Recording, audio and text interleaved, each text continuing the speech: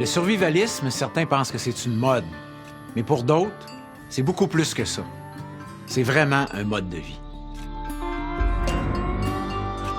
Je retourne à l'île d'Orléans voir Maryse. Je veux en savoir un peu plus sur elle, sur sa façon de fonctionner. Je veux en savoir plus sur sa vie. Elle est accompagnée de son amie Geneviève. Ensemble, j'ai l'impression qu'elles vivent un peu en retrait de la société.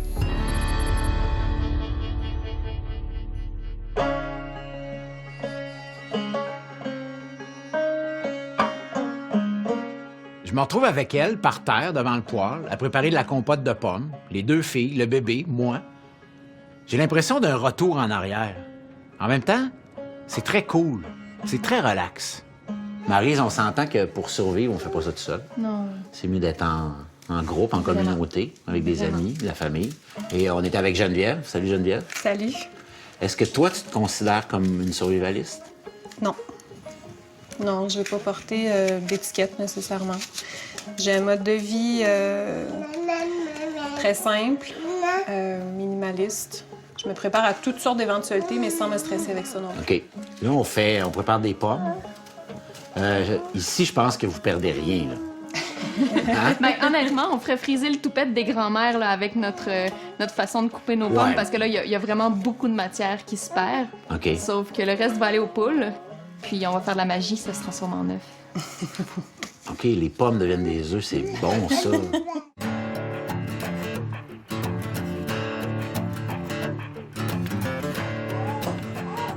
Tiens, ça c'est très cool.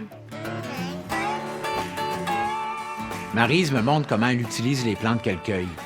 Son objectif, c'est de se servir de tout ce qui l'entoure dans la nature. Je vais vous laisser faire votre préparation. Moi, je vais aller donner les résidus de pommes aux poules. Tu vas aller faire la magie. Et oui, je vais aller faire la magie. Je vais faire les cocos. Super. Donc, les propriétés de la verge d'or, il y en a vraiment, vraiment, vraiment beaucoup. C'est une plante qui est super bonne en application topique pour un relaxant musculaire. OK. Donc, dans le fond, on fait juste transférer dans le chaudron. Et maintenant, tu peux mettre ton huile d'olive. L'huile d'olive. Oui. Ce qu'on veut, c'est venir recouvrir, tout simplement recouvrir avec les huiles.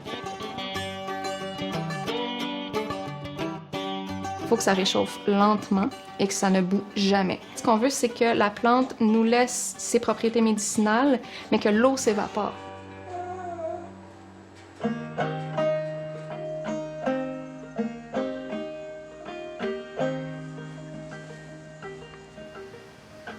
Donc, c'est l'heure de nourrir les poules. Oui, avec nos restants de pommes. Ça va être... Je vous présente Brutus. Bon, OK, Brutus, c'est le coq, ça. C'est lui qui... Oui, c'est le chef, c'est le protecteur. C'est lui qui est responsable de protéger. La surveillance. Oui. Puis de te réveiller le matin, j'imagine? Oui, c'est une... une alarme efficace.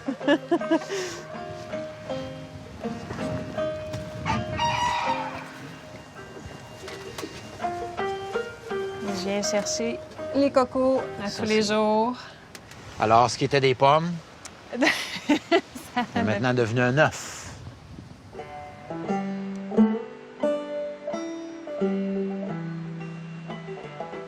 Donc là, on se rend à ton jardin. Oui, mon jardin qui est en construction. OK. Donc, je l'ai commencé cette année. C'est une technique de non-labour qui est donc sur des buttes permanentes. OK. Donc, ces buttes-là sont faites pour 30 ans. OK, ça... Ça ne rebougera pas.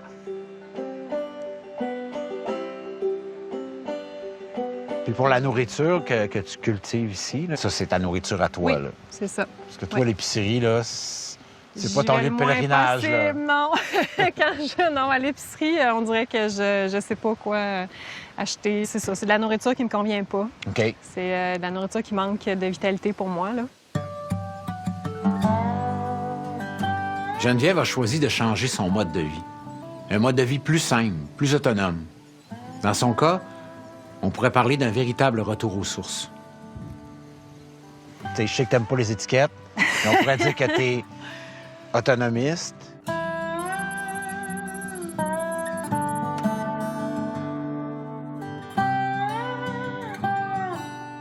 J'ai réfléchi beaucoup à ce dont j'avais vraiment, vraiment besoin. Puis ça a tellement... J'ai réussi à faire un tri dans mes besoins réels, là, qui fait que c'est devenu comme un mode de vie, dans le fond. Moi, ça me donne beaucoup de temps. Ça me permet d'avoir très peu de besoins financiers. Puis plus j'apprends de techniques qui me donnent justement de l'autonomie, puis plus je me sens en pratique, puis plus je me sens libre dans ma vie. Ben oui. C'est formidable, ça. Oui, ça n'a pas de prix, ça. Justement, ça n'a pas de prix. Il y a quelque chose de beau et de pur dans sa façon de vivre. C'est peut-être pas pour tout le monde, mais si ça fonctionne pour elle, c'est magnifique.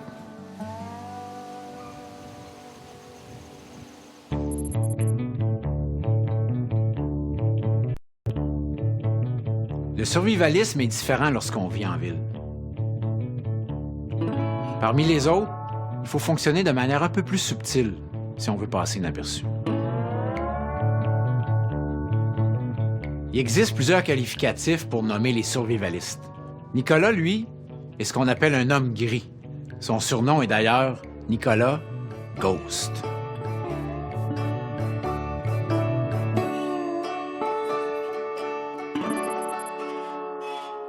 On rentre dans le vif du sujet? Yes. Es-tu survivaliste, toi? Moi, je me considère vraiment comme survivaliste, puis je sais qu'il y a une différence à faire puis qui est importante. Prepper, survivaliste, Ouais. il y a une grosse différence entre les deux.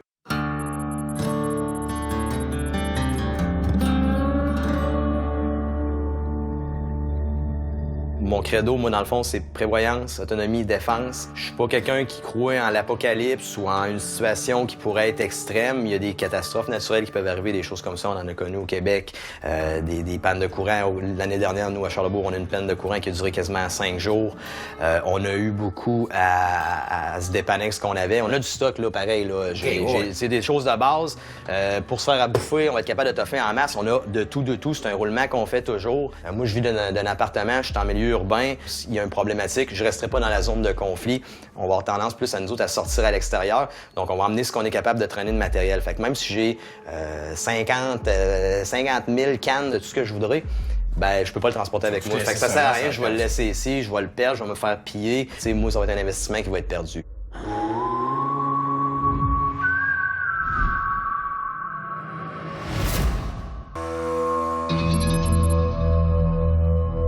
Dans le quartier où Nicolas est situé, il considère que les caméras de surveillance sont nécessaires.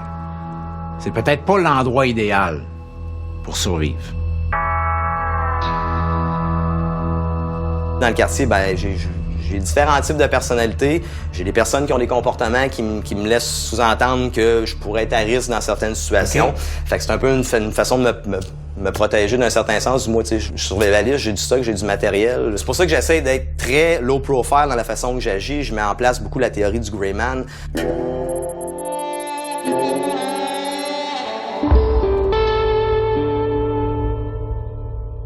Je vais toujours rester discret. C'est d'un peu être une personne aux 1000 visages. Caméléon, en fait. Ouais, c'est ça. C'est d'être caméléon. C'est pas d'être une personne qui est hypocrite ou qui fait des doubles personnalités. C'est l'adaptabilité. Puis c'est de s'adapter à la situation dans laquelle t'es, puis de t'adapter au monde dans lequel t'es pour faire partie de la gang. Parce que quand tu vas faire partie de la gang, tu te fonds dans le reste. T'sais. Tu vas être là, mais tu te détaches pas. Tu fais partie de la gang. Parce que je veux fondre et disparaître, c'est ça. Je veux qu'il n'y ait aucune attention qui se passe autour de moi là-dessus.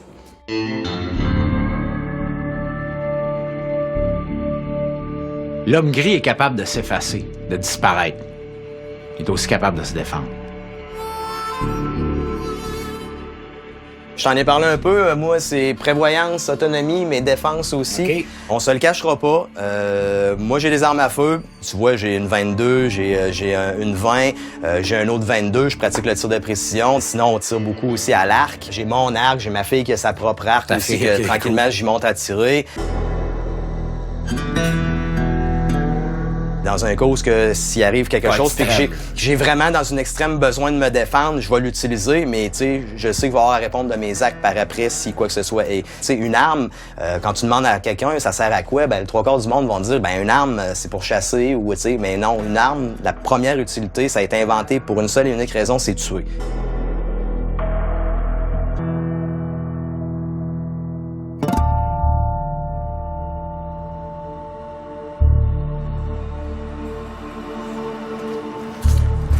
Je vais mettre ça dans mon super pack-up. Oh wow! Ouais, il y a du déjà stock, hein? Ton stock est là? Yes! Je vais montrer ça vite, tant qu'à être ici. J'ai toujours ce kit-là qui me suit avec moi, dans le fond, parce que ce kit-là, ça me permet rapidement de switcher mon mode. Ce sac-là, en réalité, c'est un sac que je traîne avec moi qui est mon matériel si j'ai besoin de me changer pour tomber en mode un peu plus tactique. J'ai un masque à gaz, on sait jamais qu'est-ce qui peut arriver d'une foule. Il peut y avoir des lacrymos, je suis pris dans une émeute ou n'importe quoi. Ouais. Ben, j'ai quelque chose pour au moins me protéger et être capable de sacrer mon camp de là. Sinon, si j'ai vraiment besoin d'évacuer en tant que tel, j'ai mon gros bob ici. Gros bob, là, c'est... Ça, c'est mon bug-out bag.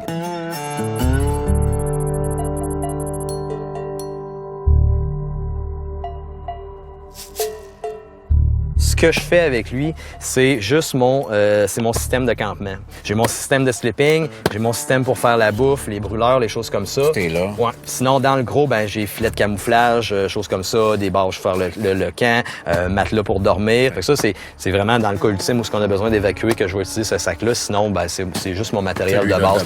C'est ça.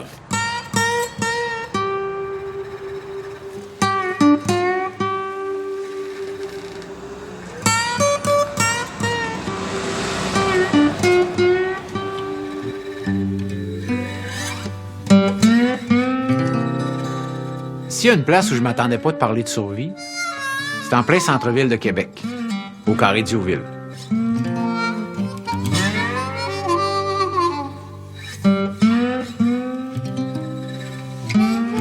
Comprendre le concept de l'homme gris, c'est peut-être pas évident pour tout le monde, parce que c'est dans la tête que ça se passe. Nicolas analyse beaucoup, même quand on parle. Je le vois qui observe les gens, les lieux. Il est toujours à l'affût, sans que rien n'y paraisse. La façon que je le fais, c'est un peu le même travail qu'un agent de sécurité ou qu'un garde du corps va faire. T'sais, il va rentrer dans une pièce, il va spotter des trucs. Donc, c'est un peu ça ici que je fais aussi avec la foule. Je regarde les mouvements, là, des groupes de jeunes. On voit qu'ils sont plus actifs un peu.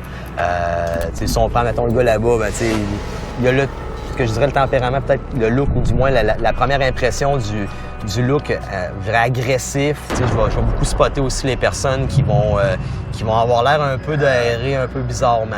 Les mains dans les poches, du monde qui regarde, qui ont l'air un peu de se cacher. Ça, c'est du monde que tu vas toujours un peu spotter un peu.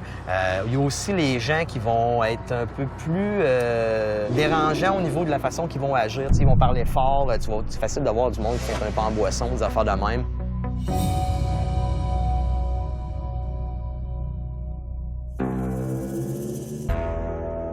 D'un point de vue psychologique, est-ce que tu trouves ça exigeant, drainant? Ça peut probablement jouer, je pense, à long terme sur un peu le stress d'une personne. Tant que c'est bien dosé, cette affaire-là, je pense que ça reste positif. Quand ça devient un problème où tu viens qu'à en faire une espèce d'anxiété puis que ça devient un toc, là, carrément, là, je pense que ça peut devenir problématique. Mais je pense que de ne pas avoir ce toc-là puis d'être capable d'être à l'affût de ça puis de vivre là-dedans, ben c'est que positif. Je me promène avec lui dans les rues du Vieux-Québec pour essayer de mettre en pratique ses théories. Pour essayer aussi de comprendre comment ça se passe dans sa tête. Qu'est-ce qu'il voit au juste? C'est aussi simple qu'un simple regard. Tu peux être même pas un fumeur, mais tu croises le regard d'un gars, il va te demander une cigarette. C'est con comme ça. Le eye contact, c'est quelque chose de bien important dans cette affaire-là. Fait que tu vois le gars là, qui est en avant de nous autres, ben, si tu as un contact visuel avec, ben, c'est le gars qui va venir te parler, il va venir te quêter une smoke, tu deviens son ami. Là, on est dans un coin qui est pas mal touriste, on le voit que c'est des touristes, là, c'est juste par l'apparence des gens, c'est très relax. Si tu as une mauvaise première impression, ben dans un certain sens, tu te trompes pas. C'est un peu ce qu'on montre à nos enfants, pas être naïf, puis regarder autour d'eux autres, d'être conscient de l'environnement dans lequel ils sont, parce que pour eux autres, tout le monde est beau, tout le monde est fin, ils sont pas conscients de ça. Fait que c'est pour ça qu'on essaie de le montrer, puis d'être à l'affût de ça. Regarde, ben, ce genre de personne-là, regarde comment il agit.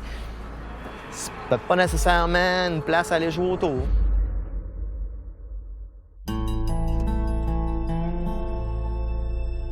Tu es capable de spotter tes voix, ça saute d'en face, puis c'est là que tu deviens prudent. Tu deviens pas parano comme bien du monde vont penser, où ils vont dire « Ah, t'es un peu pain in the ass, t'es pas capable de relaxer puis de lâcher prise. » Mais non, il faut pas lâcher prise.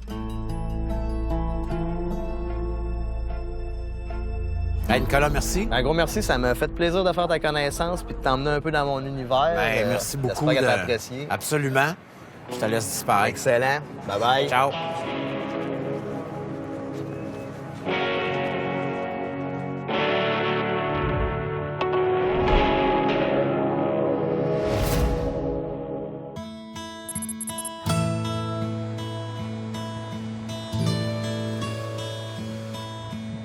Maryse vit peut-être un peu en marge, mais pour elle, la communauté, c'est super important.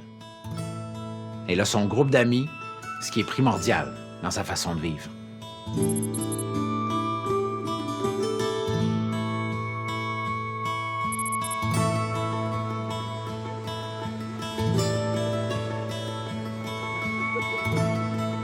Autour d'une tisane maison, elle me présente certains membres de ce qu'elle appelle sa tribu. Est-ce que vous êtes survivaliste? Est-ce que vous vous considérez survivaliste? Tu sais, moi, j'ai vécu le verglas. Mes grands-parents en Italie ont vécu la Deuxième Guerre mondiale. J'ai visité dans la forêt, quand il y avait des bombardements, ils allaient dans la forêt, c'est une espèce de trou, leur bunker. Donc, il y a des gens proches de moi qui ont vécu des choses. La guerre, ça a existé là-bas, ça existe encore aujourd'hui, ça peut exister ici. Moi, je suis anglaise, je viens d'Angleterre, puis mes parents ont vécu la guerre drôlement aussi. Puis dans le temps de la guerre, l'Angleterre a été complètement fermée de tout le restant de l'Europe puis du monde. Il a fallu qu'ils survivent. Puis tout d'un coup, les Anglais ont mis la main à la pâte.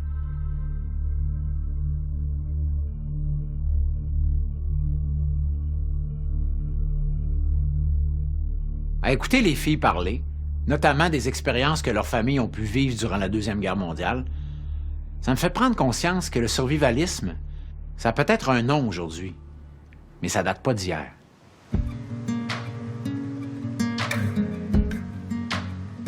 Aujourd'hui, on arrive, personne ne fait des jardins. Tout le monde a des repas achetés, tout faits, préparés, etc.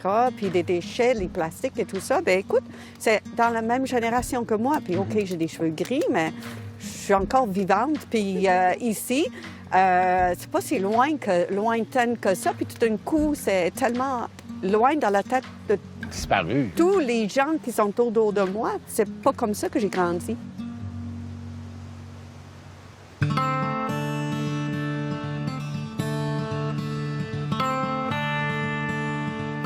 Avec elle, j'aborde les peurs classiques du survivalisme. Je veux savoir où elle se situe par rapport à ça. Qu'est-ce qu'elles en pensent? L'avancée de la technologie, là, c'est pas quelque chose à craindre un peu à la vitesse que ça va depuis les 50 dernières années, là, comme on disait tantôt? Bien, il faut pas craindre la technologie en tant que telle parce qu'elle a amené tellement de bonnes choses aussi, tu sais, puis juste les médicaments, toutes ces choses-là, ça fait partie de toute cette avancée-là. Mais oui, il y a une accélération incroyable qui se passe, autant dans la vie des gens que dans la consommation des choses. Puis il y a des signaux d'alarme un peu partout, tu sais, sur l'épuisement des ressources.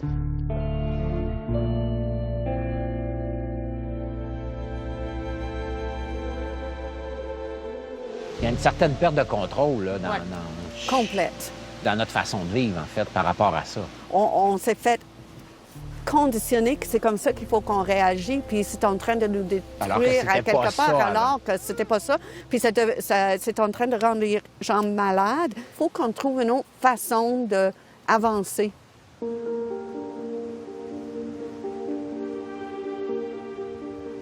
Est-ce qu'il y a de l'espoir pour que ça change? Ben oui, il y a de l'espoir. L'espoir est là, ici, là, dans mes bras en ce moment, là. OK? Les enfants, c'est l'espoir. On entendait dernièrement, il y avait des gens qui étaient pessimistes, qui se disaient « Non, moi, j'aurai pas d'enfants, regarde où les choses s'en vont. » Mais non, c'est terrible comme idée. Là. Non. Tu sais, la vie, c'est beau, là, on continue, on avance, puis on fait des enfants. C'est ça qu'il faut.